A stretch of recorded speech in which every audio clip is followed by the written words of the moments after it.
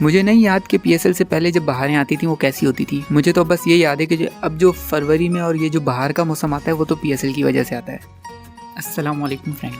पाकिस्तान के अवाम की रगों में खून की जगह क्रिकेट दौड़ता है और इसका प्रेशर बहुत हाई हो जाता है जब पीएसएल आने वाला होता है। ख़ास करके लड़कों की बात करें वो तो दीवाने होते हैं क्रिकेट के। और जब से पीएसएल पाकिस्तान में आया है तब से पाकिस्तान के पास एक खुशी मनाने का बेहतरीन मौका मिला है पाकिस्तान को पीएसएल की शक्ल में। तो इसी लिहाज से हम आपके लिए पीएसएल्स के अब आज तक जितने भी सॉन्ग्स आए यानी कि 6 पीएसएल्स हो चुके हैं, उन 6 के 6 पीएसएल्स के जो सॉन्ग्स हैं उनका थोड़ा रिव्यू करेंगे कि वो किस तरह के थे और लोगों के उन सॉन्ग्स पर क्या तासुरात थे। और कोशिश करेंगे कि आपको बताएं कि अगर सॉन्ग अच्छे थे और लोगों को पसंद आया तो उनमें क्या चीज़ें थी जो लोगों को पसंद आई और ऐसी क्या चीज़ें थी जिसकी वजह से कुछ सॉन्ग्स जो है वो बिल्कुल भी लोगों को पसंद नहीं आए। अब की बार पीएसएल 7 का जो गाना बन रहा है पीसीबी ने साफ मना कर दिया है खुद से गाना बनाने को। जो भी गाना बनेगा वो स्पॉन्सर्ड गाना होगा, जैसे कि पीएसएल 5 का हमने गाना सुना था जो पेप्सी का था, इस तरह का गाना हमें देखने को मिलेगा। और बहुत उम्मीद की जा रही है कि क्योंकि रमीज़ राजा इन चीज़ों को बहुत अच्छे से समझते हैं, मीडिया से उनका बहुत अच्छा ताल्लुक रहा है, कमेंट्री की उन्होंने इतना अरसा, तो वो चीज़ों को अच्छे से समझते हैं। तो मेरा ख्याल है कि वो किसी बड़े नाम पर जाएंगे क्योंकि बड़े नाम के साथ ब्रांड वैल्यू भी बढ़ती है। और मेरा ख्याल है कि आतिफ असलम या हो सकता है दोबारा अली ज़फ़र की तरफ रुख किया जाए, लेकिन जिसको भी लिया जाएगा वो कोई बड़ा नाम लिया जाएगा और हिट नंबर पे जाएंगे। और किस तरह का सॉन्ग बनेगा, कैसा होगा, वो तो भी आने के बाद पता चलेगा। लेकिन फ़िलहाल इसका जो इन्होंने स्लोगन रखा है वो लेवल है रखा है। अब वो लेवल है को किस तरह लेवल करते हैं वो तो जब गाना आएगा तभी हमें पता चलेगा। तो हम शुरू करते हैं लास्ट सॉन्ग से जो पीएसएल 6 का था, जिसे नसीबो लाल, आयमा बेग और यंग्स टर्नर्स ने गाया था, जिसको कंपोज रूफ़ी और अदनान ढोला ने किया था। इस सॉन्ग्स की जहाँ तक बात है तो ये पीएसएल का पहला गाना था जिसमें फीमेल सिंगर्स को इंक्लूड किया गया। इससे पहले जितने भी गाने थे वो सब मेल सिंगर ने ही गाए थे और काफ़ी लोग इसमें ऐसे थे जिनको नसीबो लाल का गाना इनको पसंद नहीं आया कि नसीबो लाल क्यों गा रही हैं, क्योंकि हमने उनको अक्सर मुजरों के गाने गाते हुए देखा है। नसीबो लाल जो ग्रुप मेरा कर रही थी वो क्योंकि एक पंजाबी एक्सेंट है, वो बोलते हुए लोगों को अजीब लग रहा था कि एक पंजाबी से आप ज़बरदस्ती की इंग्लिश बुलवा रहे हो। किसी हद तक बात ठीक भी है, लेकिन ओवरऑल म्यूज़िक में एक्सपेरिमेंट होते हैं, कुछ चीज़ें काम करती है कुछ नहीं करती, लेकिन ओवरऑल सुनने में अच्छा गाना था, ठीक था। तो लोगों को ये चीज़ हजम नहीं हुई कि एक चीज़ हमें इतनी पसंद है क्रिकेट और वो गाना जो है वो नसीबो लाल गा रही है। लेकिन मैं समझता हूँ अगर जो उन लोगों को इस वजह से ये चीज़ गलत लग रही है तो उनको गलत लग रही है वो चीज़, क्योंकि उनका काम है गाने गाना, वो भले किसी भी तरह के हो। वो किसी की चॉइस होती है किसी की कि वो मना कर देते हैं इस तरह के गाने गाना, कुछ गा लेते हैं। लेकिन अगर सिंगिंग क्वालिटीज़ पे बात की जाए तो उसके ऊपर आप नहीं कह सकते, क्योंकि जितने भी सिंगर्स हैं जो म्यूज़िक को समझते हैं अच्छे तरीके से, वो ये नहीं कहते कि नसीबो लाल ने अच्छा नहीं गाया। वो कहते हैं कि हमें इनकी आवाज़ समझ नहीं आई और इनकी जो आवाज़ है वो हमारे दिमाग में इस तरह फिट है जैसे कोई मुजरे चल रहे हो। तो जब लोगों ने उनकी आवाज़ में पीएसएल का एंथम सुना तो उनको इस वजह से पसंद नहीं आया, जो कि मैं समझता हूँ गलत है। उनका काम सिंगिंग करना है, वो सिंगिंग कर रही हैं। अब वो क्या कर रही हैं वो उनका मसला है। आपको पसंद आ रहा है आप सुने, आपको नहीं आ रहा तो ना सुने, आप उनकी पर्सनल पे ना जाएँ। और जो लोग ये समझते हैं कि जो मुजरे हैं वो गाना गलत है, तो इस तरह तो गाने गाना भी गलत है। गाने गाना कैसे सही हो गया? तो दोनों चीज़ें इक्वल हैं। फिर हम क्वालिटीज़ पे आ जाते हैं। ये अपनी बारी में जब हमें खुद छूट चाहिए होती है तो हम उसमें कोई ना कोई रास्ते निकाल लेते हैं कि थोड़ा कम है तो ये चल जाता है, थोड़ा ज़्यादा है वो नहीं चलता। लेकिन एक चीज़ गलत है तो सभी गलत है और नहीं है तो नहीं है। लेकिन इन सब के बावजूद भी ये गाना हिट रहा है एक तरीके से, जिसकी वजह मैं समझता हूँ कि आयमा बेग का होना और यंग्स टर्नर्स का होना था। यंग्स टर्नर्स की जो परफॉर्मेंस थी वो भी बहुत अच्छी थी, उनका जो रैप था वो बहुत अच्छा था। पीएसएल का दूसरा रैप था, दूसरा गाना था जिसमें रैप किया गया था।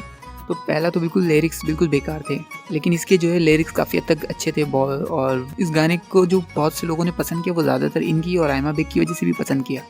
इन्होंने बेहतरीन परफॉर्मेंस दी थी। इसके अलावा पीएसएल 6 के एंथम का जो म्यूज़िक था वो भी बहुत अच्छा था, बहुत मज़े का था। और इसके जो लिरिक्स थे वो भी काफ़ी हद तक अच्छे थे। और उस टाइम जब पीएसएल आया था 2021 में, कोरोना जो है वो बहुत ज़ोरों शोर पे था, जिसकी वजह से इनका जो स्लोगन था 2021 में वो ये था कि मैच दिखाओ। और उनका मतलब ये था कि ग्राउंड में तो आना अलाउ नहीं है, तो अब सब टीवी चैनल्स और जो भी एप्लीकेशन वगैरह है उनसे रिक्वेस्ट थी एक तरीके से कि सब जो है वो मैच दिखाओ। अब बात करते हैं पीएसएल 5 के सॉन्ग की, जिसके गाने का नाम तैयार हो था, जिसको गाया था आरिफ लोहार, हारून, अली अजमत और आसिम अजहर ने। ये गाना पेप्सी की तरफ से स्पॉन्सर्ड गाना था। ये गाना एक ऐसा गाना था जिस पर सबसे ज़्यादा तनकीद की है। अगर लोगों को नापसंदीदा कोई लगा है सबसे ज़्यादा तो ये गाना लगा है। उसकी काफ़ी सारी वजूहत थी, जिसमें सबसे बड़ी वजह जो मुझे लगती है वो इसके लिरिक्स थे। इसके लिरिक्स बिल्कुल बचकाना और बिल्कुल ना समझने वाले थे। इसके मुकाबले में अगर आप पीएसएल के शुरू के गाने सुने तो उनके जो लिरिक्स थे उनका एक मतलब था, उनका कोई मकसद था। ये बिल्कुल बेतुका से लग रहे थे। शुरू के गानों की तो बात हम आखिर में ही करेंगे जब उनका नंबर आएगा, लेकिन इसके ऊपर हम बात करते हैं कि इनकी कंपोजिशन वगैरह और ट्यून जो थी वो बहुत अच्छी और बहुत कैची भी थी। लेकिन जहाँ लिरिक्स की बात आती है वहाँ इसने मार खाई। और दूसरा ये कि जिन्होंने इस गाने को कंपोज किया उनका ख्याल था कि हम एक न्यू ओल्ड का कॉम्बिनेशन बनाएंगे, क्योंकि जैसे कि हारून एक पुराने दौर के बहुत ही हिट सिंगर हैं, और अली अजमत जिन्होंने जनून बैंड जब तक था और उसमें जितने भी हाई वोल्टेज गाने जो होते थे, जो बूस्टअप गाने होते थे, वो उन्होंने काफ़ी गाए हैं। और आरिफ लोहार जिनका एक अपना ही एक फ्लेवर है, तो उन्होंने कोशिश की कि हम हर तरह की चीज़ इसमें डाल दें ताकि लोगों को पसंद आए। और इसके साथ साथ लेटेस्ट हिट जो कि आसिम अजहर थे उनको भी इन्होंने लिया, एक मिक्स चाट या मिक्स से कोई डिश बनाने की इन्होंने कोशिश की, जो कि बिल्कुल भी अच्छी नहीं रही। सबने अपने अपने तौर पे तो अच्छा दिया, लेकिन ओवरऑल जब वो चीज़ बन के आई ना, वो लोगों को पसंद नहीं आई। अगर ये गाना मेरे ख्याल में अगर किसी एक से ही या दो से बेहतर तरीके से गवाया जाता तो ज़्यादा अच्छा रहता। लेकिन ओवरऑल इसकी जो ट्यून थी वो बहुत मज़ेदार थी, इसका जो थीम थी वो बहुत अच्छी थी, मुझे बहुत पसंद आई। इसके बाद हम बात करते हैं PSL 4 के गाने की, जिसका स्लोगन था खेल दीवानों का। ऐसा पहली बार हुआ था कि कोई PSL का एंथम आया और उसमें अली ज़फ़र नहीं हो, क्योंकि इससे पहले 3 थे जिसमें तीनों अली ज़फ़र ने किए थे। तो ये अली ज़फ़र के बगैर था। सबसे पहले जो लोगों को जो चीज़ इसमें पसंद नहीं आई वो ये पसंद नहीं आई कि इसमें अली ज़फ़र नहीं थे, क्योंकि उन्होंने जो पीछे 3 गाने किए थे वो एक तरीके से अच्छे हिट गाने थे। उसके बाद अचानक से अली ज़फ़र का ना होना लोगों को हज़म नहीं हुआ, और कुछ अली ज़फ़र के बहुत ज़्यादा डाई हार्ड फैन थे जिन्होंने एक प्रॉपर कैंपेन चलाई इस गाने को स्टॉप करवाने की, और कुछ इसकी अपनी वजूहात भी थी थोड़ी बहुत। इस गाने को सबसे पहले तो गवाया फवाद खान से। उस वक्त 2018 में फवाद खान बहुत हिट चल रहे थे, इंडिया में भी इनकी बहुत पॉपुलैरिटी थी, जिसकी वजह से मेरे ख्याल में हिट नाम के ऊपर गए हैं। इस गाने को शुजा हैदर ने कंपोज़ किया था। जहाँ तक कंपोजिशन की बात है, मेरे ख्याल में इस गाने को बहुत अच्छा कंपोज़ किया गया था।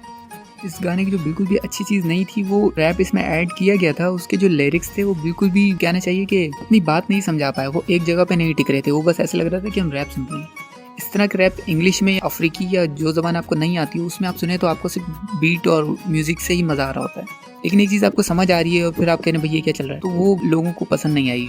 रैप वैसे अच्छा था और जो जिन्होंने किया था वो भी अच्छा था, उनके भी लिरिक्स अच्छे होते और कैची होते, मज़ेदार होते, जो कि अक्सर रैप में होता है, तो शायद ये गाना ज़्यादा हिट होता। और सिंगिंग का जहाँ तक ताल्लुक है तो फवाद खान ने भी इसको बेहतरीन तरीके से ही गाया, और कुछ लोगों को डाउट था कि फवाद खान से क्यों गवा लिया, किसी सिंगर से गवाते। तो आपको मैं बताता चलूँ, फवाद खान एक्टिंग से पहले सिंगर ही थे। वो पहले सिंगिंग किया करते थे, उसके बाद इन्होंने एक्टिंग ज्वाइन की और वो एक्टिंग में अपना लोहा मनवाया। और पहली दफ़ा और दूसरी दफ़ा सुनने में ये गाना थोड़ा सा अजीब सा लगता है। फवाद खान का जो गाने का लास्ट का स्टाइल था, वो लय जो लेते थे, वो सुनने में थोड़ी सी अजीब सी अननोन सी लग रही थी, क्योंकि एक चीज़ अलग हो तो वो अलग लगती है, और हर कोई क्रिएटर यही चाहता है कि हमारी चीज़ दुनिया से अलग हो। तो जब कोई अलग बनाने की कोशिश करता है तो उसके ऊपर क्रिटिसिज्म भी होता ही है।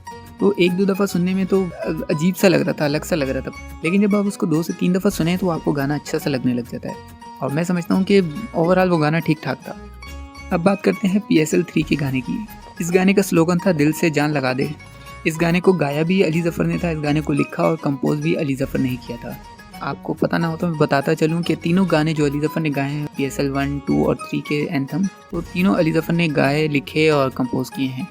PSL 3 का जो एंथम था वो उस लेवल की मकबूलियत हासिल नहीं कर सका था जिस लेवल की पहले और दूसरे गाने ने की थी, स्पेशली दूसरे गाने ने जो की थी, जिसकी वजह अली ज़फ़र ने थोड़ा अलग ट्राई करने की कोशिश की थी।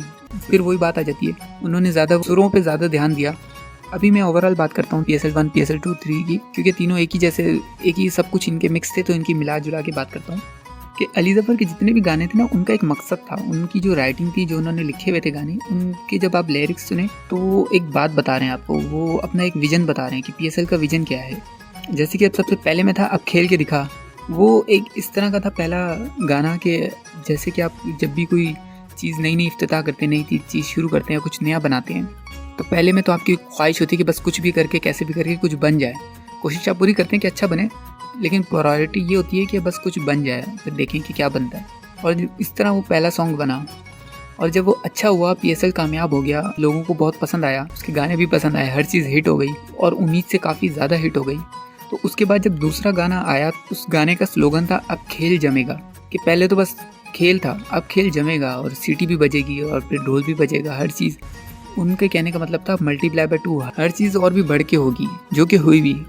अब खेल जमेगा जो गाना था वो असल में PSL का सबसे बेस्ट गाना था, और वो दूसरा ही गाना इतना बड़ा हिट था कि अब जितने भी गाने आते हैं उनको उसी से कंपेयर किया जाता है, क्योंकि उसके लिरिक्स और वो जो उनका जो कहने का तो मकसद था वो बहुत ही वाज़ेह था। अगर आप जाएं और दोबारा से उन गानों को सुने तो आपको पता चलेगा कि कितनी फीलिंग्स थी उन गानों में, और उनकी जो लिरिक्स है वो बाकायदा आपको समझा रहे होते हैं कि अब हम क्या चाह रहे हैं, और मुझे लगता है कि वही इनकी कामयाबी की वजह थी।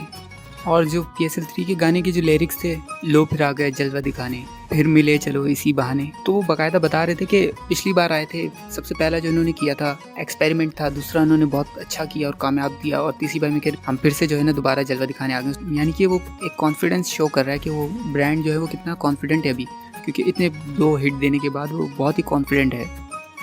फिर उसके बाद कहते हैं कि फिर मिले चलो इसी बहाने। तो ये मेरे ख़्याल में हमारे लोगों की जज्बात की तर्जुमानी करता है, क्योंकि बहुत कम ऐसे इवेंट होते हैं जिसमें हम सब एक हो जाते हैं। अक्सर दूरियां और नाचाकियाँ रहती हैं। तो जब PSL आता है तो बहुत सारे दोस्त ऐसे होते हैं जो मिल बैठते हैं और कहीं स्क्रीन लगा के सब बैठ के देखते हैं और एक इवेंट बन जाता है। और लोगों के पास डिस्कस करने के लिए एक टॉपिक होता है जो कि सियासत से हट के होता है, फ़िरकावारियत से हट के होता है, तासुब पसंदी से हट के होता है, और सब उसमें अच्छे की बात कर रहे होते हैं। भले वो अलग अलग शहरों को, अलग अलग सूबों को रिप्रेजेंट कर रही हैं, लेकिन जब एक साथ सब होते हैं तो बहुत मज़ा आता है और एक हेल्दी डिबेट्स होती हैं एक दूसरे के बीच में। और ये जो फरवरी का टाइम होता है जिसमें अक्सर PSL आता है, वो हमारे लिए असल बहार होती है। अब पूरे गाने की तशरीह तो मैं नहीं कर रहा फ़िलहाल, लेकिन कहने का मेरा मतलब ये है कि उनके जो गाने थे, उनके जो जितने भी उनके जो अल्फाज थे, उनका मतलब था, उनका कोई मकसद था उसके। लेकिन अली ज़फ़र के बाद से जो भी गाने आ रहे हैं वो उस तरह के नहीं आ रहे। भले उनका म्यूज़िक अच्छा है, भले उनका जो वीडियो क्वालिटी अच्छी है, भले उनकी साउंड क्वालिटी भी बहुत अच्छी है, लेकिन जो एक गाने जो जाके दिल को हिट करे ना, वो गाने नहीं बन रहे, क्योंकि लोगों में वो फीलिंग्स नहीं डाल पा रहे। मुझे लगता है कि इनको लिरिक्स पे आगे बहुत काम करने की ज़रूरत है। तो फ्रेंड्स, आज के लिए बस इतना ही। अगर आपको हमारा काम पसंद आए तो प्लीज़ लाइक ज़रूर कीजिएगा, और आपको अगर हमारी किसी बात से इख्तलाफ हो तो प्लीज़ कमेंट्स में ज़रूर बताइएगा, या हमने कुछ बताने में गलती की हो तो भी ज़रूर बताइएगा। अपना ख्याल रखिएगा। अल्लाह हाफिज़।